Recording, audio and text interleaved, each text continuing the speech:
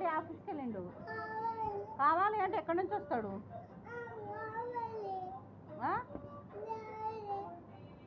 Daddy కావాలా?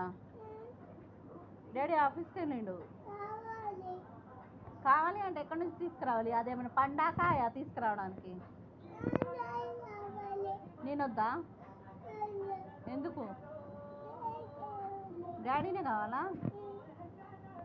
ఆఫీస్కి వెళ్ళిండు.